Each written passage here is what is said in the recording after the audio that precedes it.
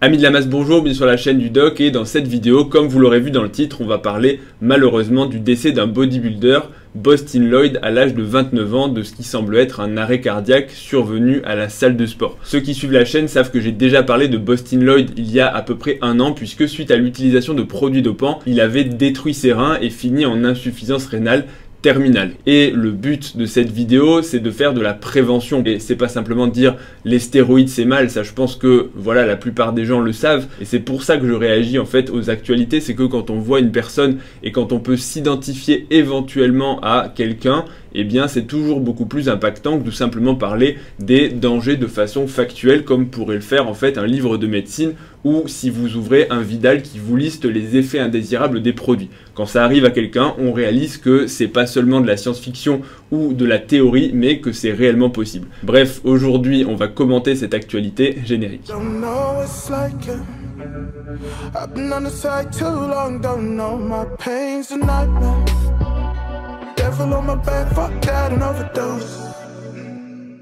Je crois que mon introduction a été assez longue, du coup je vais rentrer directement dans le vif du sujet pour résumer un petit peu en fait l'histoire et faire un résumé extrêmement synthétique de la vidéo que j'avais fait il y a un an. Bostin Loyd, donc c'est un bodybuilder de 29 ans qui est réputé en fait pour utiliser des stéroïdes, mais surtout pour être totalement transparent avec leur utilisation. Au-delà des stéroïdes que beaucoup de bodybuilders utilisent, il utilise en plus des molécules qu'on appelle les peptides qui sont schématiquement des nouvelles hormones et notamment eh bien il partageait son expérience sur des forums et quand il a utilisé un certain peptide qui s'appelle l'adipotide l'an dernier, un peptide qui d'ailleurs on va quand même le préciser parce que c'est un élément important, c'est un peptide qui n'avait jamais été testé chez l'homme de façon, on va dire, de façon professionnelle. En gros, il y avait des gens comme lui qui l'avaient déjà utilisé, mais jamais personne ne s'était déjà injecté dans le cadre d'essais cliniques où en gros on teste la sécurité des molécules.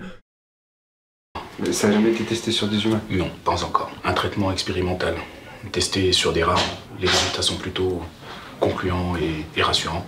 C'était donc un peptide qui n'avait été testé que sur des animaux, notamment des singes, et qui effectivement était très efficace puisque c'est un peptide en fait qui allait se fixer directement sur les cellules graisseuses pour les détruire. En gros, ça permet de brûler du gras et surtout de tuer les cellules graisseuses et en gros, ça va faciliter votre sèche. Donc il avait utilisé ce peptide qui lui avait donné beaucoup de résultats puisqu'il avait dit voilà, j'ai jamais été aussi sec, super, sauf que la conséquence ça a été qu'il a véritablement détruit son rein. Une fois que ce genre de choses arrive, on peut se dire, et c'est je pense ce que la plupart d'entre vous penseraient, moi y compris, si ce genre de mésaventure arrivait, ce serait de se dire bon, là globalement j'ai déconné, il faut que j'arrête les bêtises et il faut surtout que j'arrête les produits. En gros, j'arrête le produit qui m'a détruit les reins, j'arrête les stéroïdes et je commence à faire un petit peu attention à ma santé parce qu'une insuffisance rénale, quand le rein ne fonctionne plus, ça grève fortement votre espérance de vie. Et bon, c'est la parenthèse, je suis pas forcément très, pas très fier ni pas fier de le dire, mais c'est vrai que quand j'avais fait la vidéo sur Bostin Loyd l'an dernier, je m'étais dit concrètement avec son état d'esprit, malheureusement il ne fera pas de vieux os et on voit un an plus tard que ça n'a pas manqué puisque il s'est dit moi tant pis, je vais non seulement continuer les stéroïdes puisque c'est ce qu'il explique, il dit qu'il a continué la musculation, il a continué l'utilisation de stéroïdes, alors certes il dit j'ai arrêté l'adipotide parce que bon il a l'air dangereux, ok super, mais il a continué les autres produits et c'est là en fait je vais dire même le pire en fait, mais en même temps ça montre que ce garçon, je vais l'appeler comme ça, il n'est pas tellement plus jeune que moi, mais voilà, c'est en fait quand tu atteins un tel stade d'addiction à ta passion, tu ne raisonnes plus de façon lucide. Heureusement, la plupart des gens se remettent en question, mais parfois il y a des personnes qui, même quand ils ont la maladie, la mort en face, eh bien ils ne reculent pas et ils continuent. Et il s'est dit, au lieu de se dire, je vais suivre les conseils des médecins qui, on va le détailler juste après, lui ont dit en gros ton rein ne marche plus, il faut te mettre en dialyse pour remplacer le rein. En gros un rein artificiel, il s'est dit, moi non, je vais faire mes propres recherches, je vais me documenter sur le rein. Et c'est là ce qui me paraît le plus aberrant, c'est qu'il a trouvé sur internet d'autres peptides en fait qui ont été testés là aussi sur des animaux ou dans des études cliniques, mais des études sur des vraiment petits échantillons qui avaient l'air d'être prometteuses, mais en science, et ceux qui font de la recherche le savent, quand on fait de la recherche sur les animaux, beaucoup de choses sont prometteuses sur des petits échantillons avec des animaux, des cochons, des souris, ça ne veut pas du tout dire que ça va être efficace chez l'humain et surtout que ça va être sans danger parce qu'on se rend compte dans la suite des études dès qu'on passe à l'homme que finalement la plupart des molécules qui marchent, en fait, il y en a très peu qui vont être efficaces chez l'homme et surtout sans danger. Et donc lui il s'est dit bah voilà, je vais utiliser des peptides, je vais utiliser d'autres molécules et notamment il détaille, il dit qu'il a utilisé du glutathion. Petite parenthèse, le glutathion à ma connaissance a un effet régénérateur sur le foie dans certaines indications, pas toutes, n'allez pas l'utiliser si vous pensez protéger votre foie des stéroïdes, mais ça peut avoir un intérêt pour le foie, mais pour le rein, à ma connaissance, ça n'en a pas. Il a utilisé aussi des cellules souches, c'est ce qu'il dit. Alors comment est-ce qu'il a utilisé des cellules souches rénales ? Très honnêtement, et je vous réfère à la vidéo que j'ai fait sur le Liver King, la vidéo qui a très bien marché et qui explique pourquoi les cellules souches contenues dans l'alimentation ne peuvent pas forcément, voire même pas du tout en fait, marcher. Donc je ne sais pas exactement comment il s'est procuré des cellules souches, bonne question. Est-ce qu'il les a achetées sur internet et le mec lui a dit ouais c'est des cellules souches alors qu'en fait c'est de la gelée ou c'est de l'os à moelle. Si ça se trouve il s'est fait avoir comme ça parce que sur internet on peut te vendre n'importe quoi, hein. On te dit ouais c'est des cellules souches alors qu'en fait je t'ai mis 3 poils tu vois dans un Tupperware que je t'ai envoyé. Personne ne pourra jamais le vérifier. D'ailleurs il y a beaucoup de stéroïdes, les utilisateurs le savent, qui sont contrefaits. On te vend une fiole, on te dit ouais c'est un produit super puissant et en fait dedans tu as du sérum Phi. Donc voilà, je pense que sur internet on trouve aussi énormément de bêtises, mais toujours est-il qu'il a trouvé des cellules souches. Qu'est-ce qu'il a fait de ces cellules souches? Bonne question. Est-ce qu'il se les a injectées? Est-ce qu'il les a avalées? Je ne sais pas exactement. Il a utilisé d'autres peptides censés faire régénérer le rein et contre l'avis des médecins, et c'est ça qui est aberrant, c'est que voilà, les médecins lui disent il faut te dialyser, il faut qu'on te prépare parce que ton rein ne marche plus. Il parle d'un DFG si j'ai bien compris. En gros c'est la capacité de filtration du rein à 6 millilitres par minute. Pour vous donner un ordre d'idée, la normale c'est 90 à 120. En gros son rein fonctionnait à allez, 3%, c'est-à-dire qu'il ne filtrait quasiment plus rien et il était au bord de ce qui lui est arrivé, on va le détailler juste après, hein, au bord du décès. Quand ton rein ne marche plus, ton espérance de vie, c'est globalement 3 jours. Donc voilà, ça va extrêmement vite. Il refuse la dialyse, il dit je vais faire mes trucs dans mon coin. Et il dit, enfin c'était son dernier post d'ailleurs, et c'est ça qui est ironique. J'ai pas envie de faire de l'ironie dans cette vidéo parce que ce qui arrive, c'est terrible. Mais en même temps, je pense que ça peut permettre aux gens d'ouvrir les yeux. Quand on voit son dernier post où il nous dit non, les médecins, en gros, je n'écoute pas les médecins parce que les médecins ils ne savent pas et les médecins ils veulent que je fasse ceci, cela, mais on voit qu'ils n'y connaissent rien. C'est toujours un peu embêtant quand t'entends ça et quand 3 jours plus tard en fait t'es décédé à la salle de sport parce que voilà, en fait quand t'as une insuffisance rénale terminale, la seule solution c'est la dialyse. Et lui il s'est dit moi je vais jouer, je vais faire l'apprenti sorcier schématiquement, et on voit où est-ce que ça l'a mené. Donc mon conseil ce serait attention à ce que vous faites, attention à ce que vous trouvez sur internet, parce que tous ces peptides et tout ça, je pense qu'il s'est renseigné sur des forums. Éventuellement, on peut imaginer qu'il allait sur PubMed ou sur des publications scientifiques avec des essais cliniques. Mais ensuite, comment est-ce qu'il se procure les molécules? Bonne question, ça personnellement, j'ai pas trop d'idées, enfin sur internet sûrement. Mais voilà, qui te vend, quelle est la source, comment tu te l'injectes, quels sont les dosages, beaucoup de questions sans réponse. Et surtout, les gens se confortent un petit peu entre eux. Je suis toujours un peu choqué quand on voit sur Instagram des gens qui proposent des suivis pour des cures, donc des cures d'anabolisants. Moi, ça me paraît toujours un petit peu aberrant. Et l'autre jour encore, on m'a partagé une personne qui disait en gros, voilà, je vous suis pendant votre cure, je vais vous faire un protocole de micronutrition avec des minéraux, des vitamines, des protecteurs pour le foie, pour la thyroïde, etc.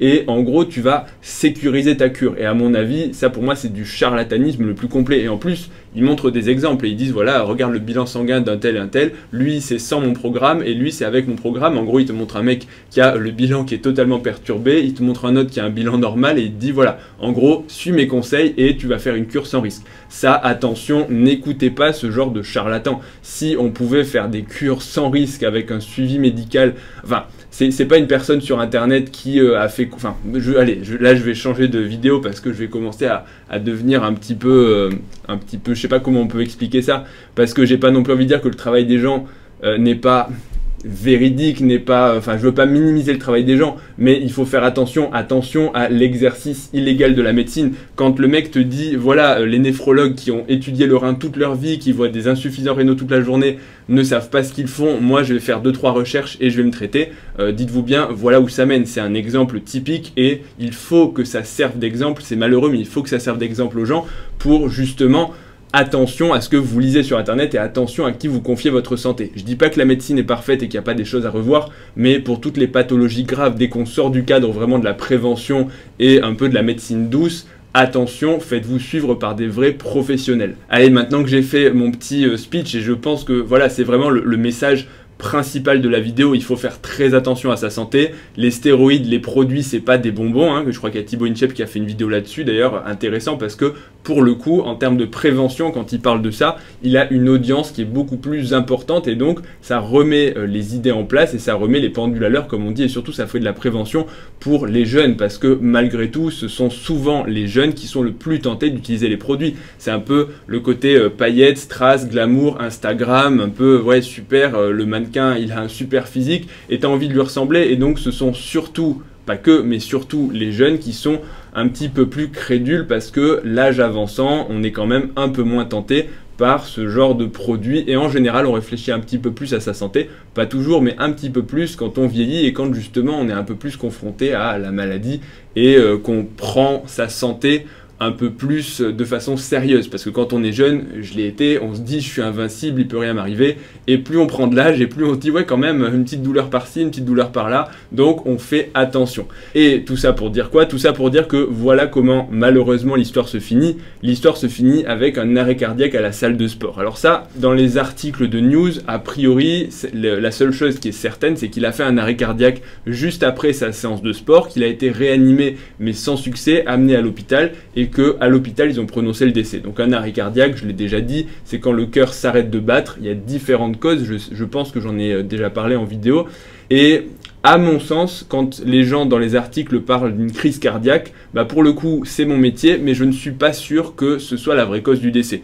Effectivement, beaucoup de bodybuilders sont décédés de cause cardiaque.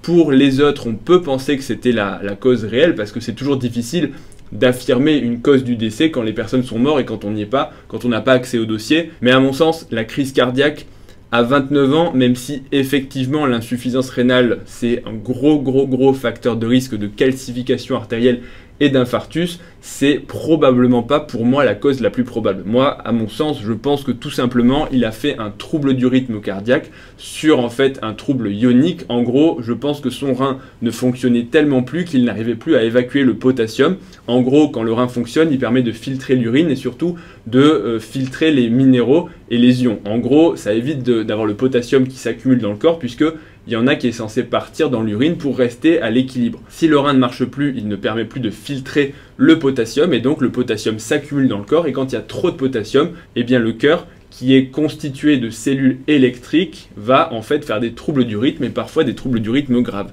Donc à mon sens, il avait déjà un taux de potassium de base qui était élevé de par son rein qui était en insuffisance rénale terminale, et donc il ne marchait plus qu'à quelques pourcents. Possiblement, il s'est dégradé sur les derniers pourcents qui lui restaient dans les jours avant que ça arrive.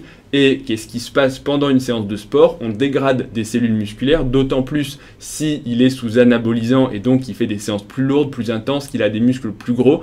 Qu'est-ce qui se passe quand on dégrade des cellules musculaires, mais au final n'importe quel type de cellules? On libère le contenu des cellules. C'est pour ça que si vous faites une prise de sang, et j'en parlerai dans une autre vidéo, mais si vous faites une prise de sang, vous avez les enzymes musculaires, les CPK qui sont élevés, parce que justement vous avez détruit du muscle. Et qu'est-ce qui se passe quand on détruit du muscle et des cellules musculaires? Eh bien, il y a d'autres composants, notamment du potassium qui est libéré dans le sang. Sauf que si vous avez un rein normal, pas de souci, le potassium, il est filtré, il est éliminé. Mais quand vous avez un rein qui ne fonctionne pas, eh bien cet excès de potassium peut-être, je dis peut-être parce que c'est pas sûr, mais pendant la séance peut conduire à un trouble du rythme, et donc voilà ce qui se passe. Une fibrillation, une asystolie, et malgré la réanimation, eh bien il est décédé à l'hôpital. Ce qui arrive, c'est véritablement terrible, parce que malgré son insuffisance rénale, c'est à peu près certain qu'on aurait pu prévenir sa cause, en fait, son décès, s'il avait été suivi par des médecins, s'il avait été dialysé, si on avait pu remettre en fait ses minéraux, son potassium, son sodium, bref, si on avait pu un petit peu équilibrer tout ça et le suivre de façon correcte, et pas avec des traitements expérimentaux par des cellules souches. En fait, je me pose toujours la question, et j'ai pas la réponse. Pourquoi est-ce que certaines personnes font ça? Est-ce que dans sa tête c'était un cobaye? Est-ce qu'il pensait que... Enfin, je sais pas trop, mais je n'ai pas de réponse. Je sais pas ce que vous en pensez. Qu'est-ce qui peut conduire quelqu'un à faire tout ce genre d'expérience sur son corps, même si des fois en médecine on est un peu surpris hein, par l'imagination des gens, mais voilà, donc c'est tout ce que je vais dire je pense pour cette vidéo. C'est terrible ce qui arrive, mais on va dire que de mon côté je suis pas vraiment surpris, parce qu'avec un état d'esprit comme ça, c'était à peu près sûr qu'en faisant beaucoup d'expérimentations, en ne suivant pas les conseils des médecins et en refusant les traitements, avec une insuffisance rénale terminale, la survie, elle n'est pas très longue. Malheureusement, j'espère que voilà, le message de prévention de cette vidéo sera passé et que vous aurez appris des choses. Je sais pas, parce que j'ai rien dit d'extraordinaire, mais je pense que ce genre de vidéo fait quand même un petit peu réfléchir sur quelle est la vision à avoir pour pratiquer en bonne santé, de se faire suivre, d'éviter les conseils fallacieux. Et comme je l'ai dit, des exemples sont toujours plus marquants que simplement des cas cliniques en fait de théories qui n'existent pas vraiment et qui sont encore une fois théoriques. Donc j'espère que cette vidéo vous aura plu. Je vais arrêter de blablater parce que là je parle beaucoup. Si c'est le cas, et bien comme d'habitude, un pouce bleu, un abonnement à la chaîne.